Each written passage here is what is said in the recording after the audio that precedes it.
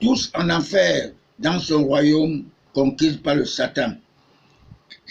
Mes très chers compatriotes, repentissez-vous tous avant le 29 décembre 2019 pour tous ceux qui se sont comportés contre Paul Biya.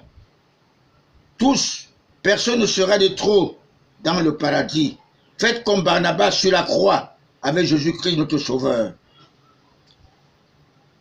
Je tiens à vous informer, mes très chers compatriotes, cette pratique abominable ne date pas d'aujourd'hui.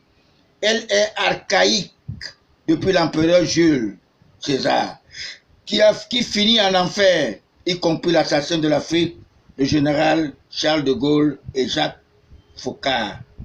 Vous devez savoir, personne ne peut défier Dieu. Dieu est le seul. Dieu est alpha et oméga. Personne ne peut être au-dessus de Dieu. N'est-ce pas? Personne. Même Donald Trump. Le président Paul Biya ne veut pas que nous quémandions notre paix. Il est trop persévérant. Il est trop tolérant. Il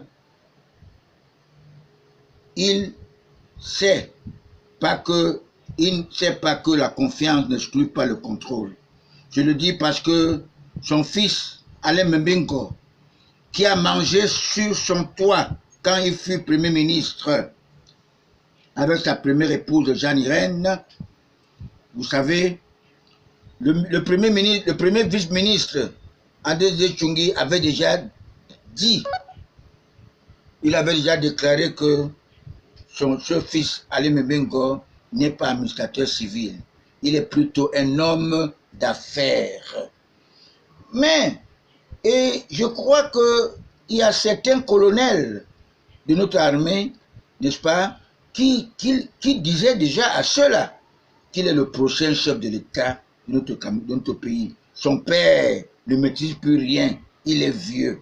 Par rapport à quoi?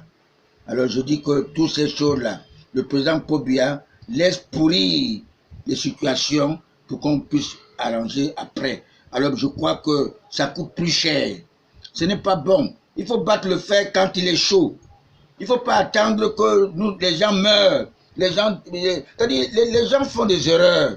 Comme par exemple le pont de Vouri qui a été construit à Douala, ça devait sortir de Bonangam. On avait prévu ça. Les gens ont fait que ça soit ici. Alors il y a tous les embouteillages, on fait des affaires provisoires. Et encore, ce pauvre d'esprit ingrat, Mbingo, disait déjà à certains colonels de notre armée, n'est-ce pas, d'exécuter ses ordres. Et lui, il allait parfois au bureau, n'est-ce pas, avec des sirènes. Tout ça dans Yaoundé. Pourquoi on ne pouvait pas trouver une solution?